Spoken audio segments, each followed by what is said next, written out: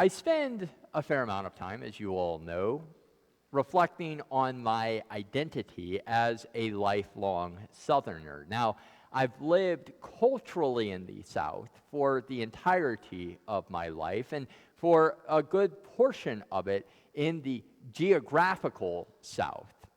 Illinois, Southern Illinois in particular, is a little bit of a fuzzy, ambiguous place. And in that kind of myriad place of identity, that milieu, there's a part of me that also identifies as being a Midwesterner. That's very much the ethos of Illinois, of Missouri, of St. Louis. And so it is that I come to this time of year very frequently reflective of that particular part of my identity. Just this past week, that was brought to mind when I saw an observation online that we have this kind of strange period of time in November where October has ended, all of the music around Halloween, which we have a plethora and diversity of, has kind of come to a close. But we haven't yet had Thanksgiving, and we're not ready yet, no matter what all the corporate box store entities try to do to us. We're not quite ready yet for Christmas and for that season of Christmas music. So what do we do in this liminal space, in this lull and lack of music? And the suggestion was that one should just play Gordon Lightfoot's the Sinking of the Edmund Fitzgerald on repeat for the entirety of November. And for those of you who don't know, the Edmund Fitzgerald was an incredibly large coal ship that operated on the Great Lakes, running coal from the Iron Range up in Minnesota down to the industrial centers in Detroit and places back east. And 50 years ago today, on the 9th of November, it departed from Superior, Wisconsin, loaded down with iron ore. And on the following day, tomorrow, November 10th, about 7 p.m., it got stuck in the midst of an early November gale and sank. To this day, we don't quite know why it sank, what exactly caused its destruction. And to be fair, it was one of numerous Great Lake shipping tragedies throughout the ages. And it might have very easily passed into the faded recesses of our corporate memory, except for that 1976 ballad by the Canadian singer-songwriter Gordon Lightfoot, The Sinking of the Edmund Fitzgerald. And ever since the publication of that song, it's kind of retained a staying power in our corporate and social memory when we get to this time of year. There's this beautiful line in the song. It's the third or fourth stanza. Does anyone know where the love of God goes when the waves turn the minutes to hours? The searchers all say they'd made Whitefish Bay if they'd put 15 more miles behind her. They might have split up or they might have capsized. They may have broke deep and took water. And all that remains is the faces and the names of the wives and the sons and the daughters. It's an incredibly powerful image, is it not? I think it's fitting to sort of hear that with the reverberation of All Saints and All Souls, which we celebrated this past week. But it's fitting, too, in a strange way, with the gospel passage we have from St. Luke. And I'm going to explore that a little bit more fully in just a minute. But it's fitting because these are working men from working families, folks nameless in many respects in the long history and arc of shipping, not only in the Great Lakes, but around the world. The many dead who lay beneath the waves, who have gone to their grave without much of any kind of fanfare. And only through a kind of pure happenstance of history do we remember these particular men on this particular day. I say it has a connection to our gospel passage because we have this kind of strange, or I shouldn't say strange, but provocative set of admonitions and teachings by Jesus in this particular part of St. Luke's gospel. And I have to admit a frustration with our lectionary. If you look back at last week, and admittedly we didn't hear this lesson because we were celebrating All Saints, but if you look back at last week, we were in the beginning of chapter 19. And then all of a sudden, we jump forward today into this section from chapter 20. But we miss so much between then and now, and then actually where it jumps next week to the middle of chapter 21. Because this particular arc, beginning in the middle of chapter 19 through all of chapter 20 and the beginning of chapter 1, is Jesus' entry into Jerusalem. It's this major transitional arc in the gospel from St. Luke, and it goes completely unacknowledged. We simply jump from one parable saying to another teaching today, kind of isolated and removed from the context. But I want us to focus on the whole arc of what we hear today. Going back in chapter 19, beginning in verse 28, we have Jesus' triumphal entry into Jerusalem, that great passage that we hear every Palm Sunday with the waving of the palm fronds, the elevating of Jesus and all of his deserved worldly power and influence, the things of the world that really are reflective of Jesus being who he is. But then very quickly, things turn south. In verse 41, Jesus weeps over Jerusalem. He decries the places of corruption, the places of fallenness and brokenness that Jerusalem has come into. In verse 45, we have the cleansing of the temple, Jesus raising up in ire and angst towards the corruption of the temple practice itself. And then beginning in verse 1 of chapter 20, we have the kind of back and forth dialoguing that is part of what we hear today. We have the temple powers, the chief priests, and the scribes questioning Jesus' authority. In verse 9, he replies with a parable of the wicked tenants. Maybe many of you will remember this. The landowner who has these kind of removed, detached tenants whom he increasingly sends more and more important emissaries to try to receive payment, ultimately sending his own son. And at each level, they kill the emissary, including the son. And as the chief priests and the scribes receive that, they hear in that a condemnation of their own wayward leadership of the temple, of the Jewish community. And then they try to entrap Jesus with this question about taxes. Jesus famously holds up the coin and asks whose image is on it, and to render to Caesar what is Caesar's. All of these are very prominent teachings that we're familiar with in a general way over the course of Jesus' ministry. And then today we have this lesson, this question about the resurrection. And then jumping forward just briefly, we have in verse 41, Jesus kind of playing their game back onto them with a question about the Son of David and what it means to be the Son of David. And then he has this powerful denouncement of the scribes in verse 45.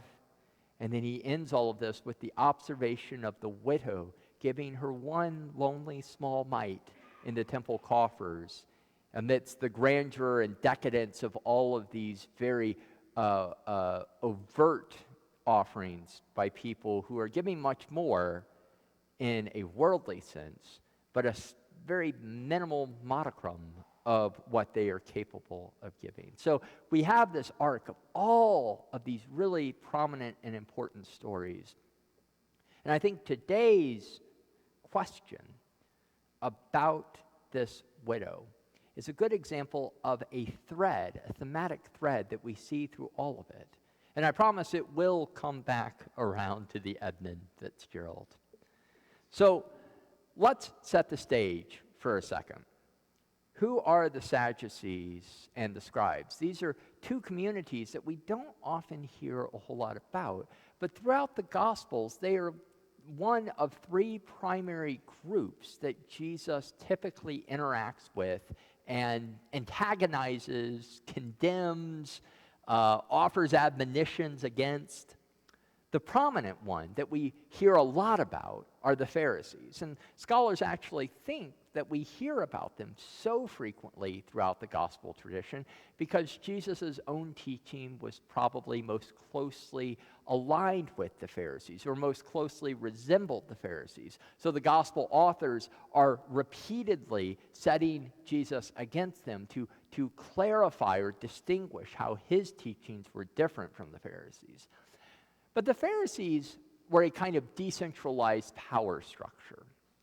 In a way, and I don't want to hold this example or this analogy too tightly, but in a way we can think about them sort of like the state functionaries here in the United States.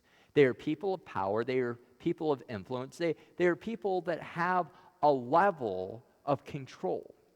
They have a level of authority, but it's not centered in Jerusalem. It's not the D.C. Beltway crowd. They're out in their provincial locations, exercising their authority and power within the synagogue system, these houses of worship that have developed out in the communities outside of Jerusalem. And then you have the Sadducees, who are also leaders, religious functionaries, but they are centered in the temple. They are the chief priests. They are the high priests. They are the ones who exercise that kind of internal beltway DC politic. They are the ones at the center of power. And then the scribes. The scribes are the intellectual authorities in Jerusalem. To this day, I believe this is true, all Torah that is used liturgically and ritually in the Jewish tradition is handwritten. So you see the Torah scrolls that are processed out during Shabbat services on Friday evenings and Saturdays. Those are handwritten, and the scribes were responsible for literally inscribing the new Torah, transmitting the law verbatim over and over again. And because that was their role in society, because that was their vocation, they were considered experts in the law. They were considered the intellectual powerhouses of the Jewish faith. And because of that, they also have this kind of role in the power dynamic, in keeping things just the way they are and maintaining the status quo in order to elevate their own level of prominence and authority. And so Jesus, in all of these teachings, and we have his kind of ending of the discourse with the Pharisees in verse 8. In chapter 18, this transitional period in 19, and now this kind of antagonistic relationship with the Pharisees and scribes with the Sadducees and scribes once he's entered Jerusalem in chapter 20, we have this continued continuity of Jesus' teaching, pressing against these places of power and authority, elevating and lifting up the people and the communities who are being marginalized and oppressed. And over again, even in this section that I just named, the teachings are centered on elevating the people on the margins, the people who go without, the people of least significance in that power and intellectual structure. And yet for Jesus, those are the most important voices. Those are the people of greatest consequence in the kingdom of God. This strange parable, not parable, but question that we have by the Sadducees today speaks to this. Now, aside from maybe a Dateline focus that might question this woman's propriety, having 7 husbands who all die, this is an impossible situation. It's not realistic. It's not realistic to the time. It's simply not a valid or a likely possibility that there would be these 7 brothers who all die in the same way. And so what they're doing is they're creating essentially, I mean, not precisely, but essentially this kind of straw man argument against this belief in the resurrection to say, look how weak this position is. Ha, ha, ha, we've caught you. We've tripped you up. And Jesus turns the whole paradigm, the whole question on its head. He shows the weakness of their position by emphasizing the transformational and otherworldly reality of the kingdom. They are so focused, they are so singularly positioned and driven by the things of this world, the things of their kind of structured way of interacting with the law, that they're unable to see the breaking through of the spirit of the law, the place of compassion, the place of love, the place of kindness. And we really see this coming into the most significant focus when we hear Jesus' condemnation of the scribes at the very end of this chapter. Verse 45 begins, "In the hearing of all the people, he said to the disciples, 'Beware of the scribes who like to walk around in long robes and love to be greeted with respect in the marketplaces and to have the best seats in the synagogues and places of honor at banquets. They devour widows' houses, and for the sake of appearance say long prayers. They will receive the greater condemnation.'" I suspect that many of us hear that and can immediately template that same kind of condemnation on the power structures that we have in this world, in this society, in this country today.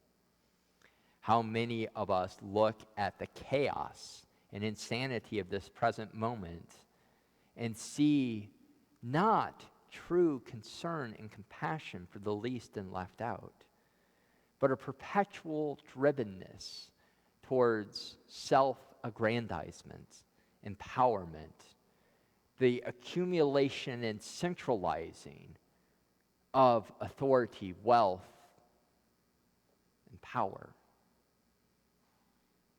We are similarly in a position to call out and to witness to an alternative power structure that goes beyond all of these worldly ambitions that so drive our society and the people at the top of our society today. We similarly find ourselves in a position where the least and left out are getting even further left out and left behind. Just now, this month, we are hitting crisis levels in terms of need, in terms of struggle. And what are we doing about that? How are we responding to it?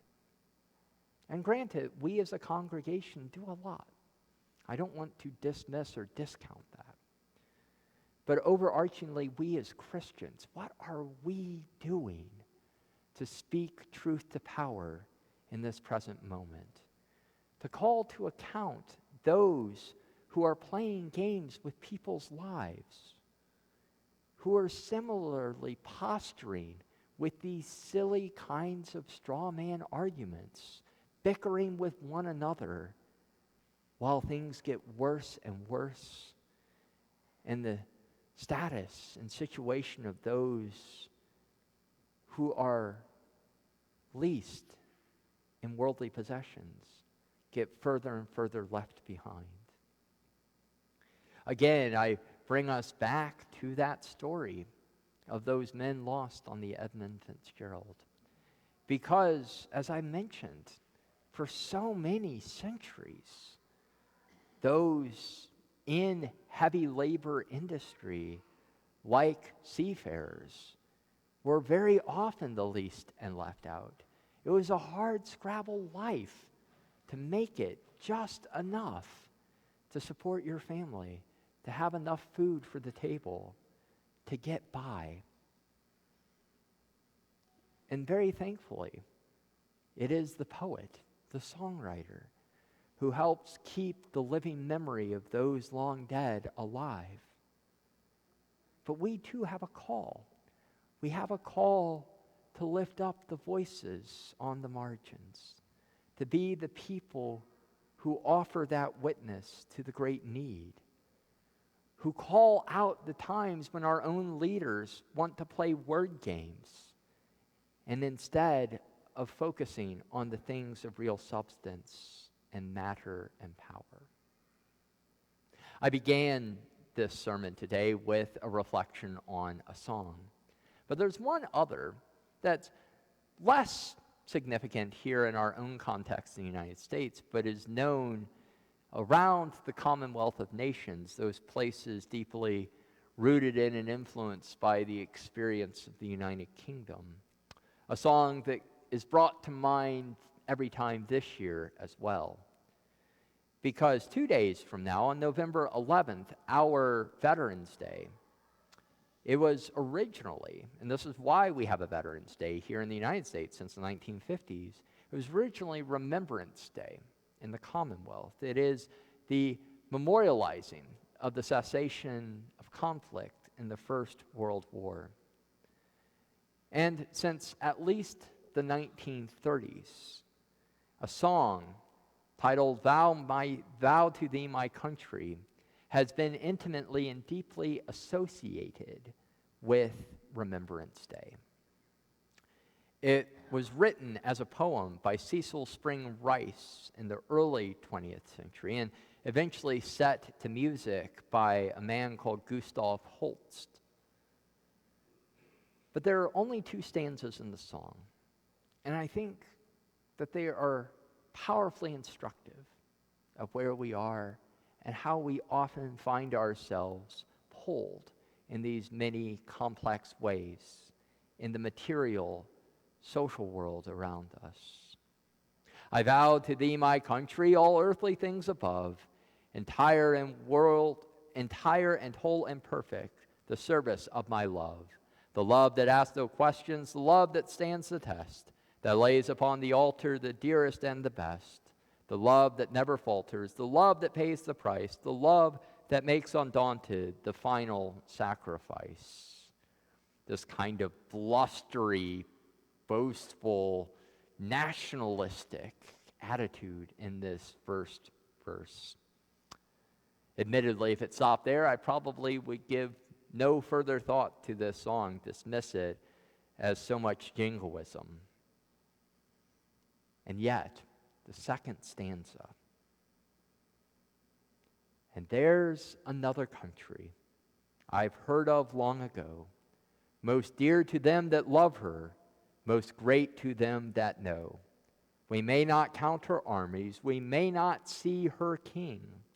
Her fortress is a faithful heart, her pride is suffering, and soul by soul and silently her shining bounds increase, and her ways are ways of gentleness, and all her paths are peace. Even in the most strident, the most singularly nationalistic places, we so very often find this inbreaking of the Spirit. This remembrance, this recalling that there is another country, there is another reality, there is another way. And today, that's the truth that comes through. Even when these kind of piddly, silly, but not inconsequential games are played by those in power, we are reminded that there are real lives at stake, that there are real people hurt, that there are those on the margins who suffer when that is the focus of our attentions. And so today we are invited to turn again from those kinds of worldly experiences, to push against the powers and the authorities, to raise up anew with a loud voice the concerns of those least and left out.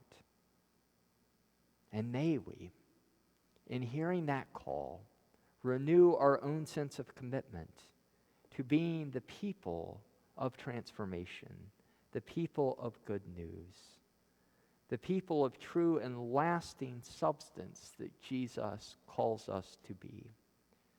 That even in the times of great insanity and chaos, the times when our leaders abandon their responsibilities to us, we may not give up hope. We may not falter, but ever more focus our work, our hearts, the whole of our beings on the things of the kingdom. In the name of the Father, and of the Son, and of the Holy Spirit. Amen.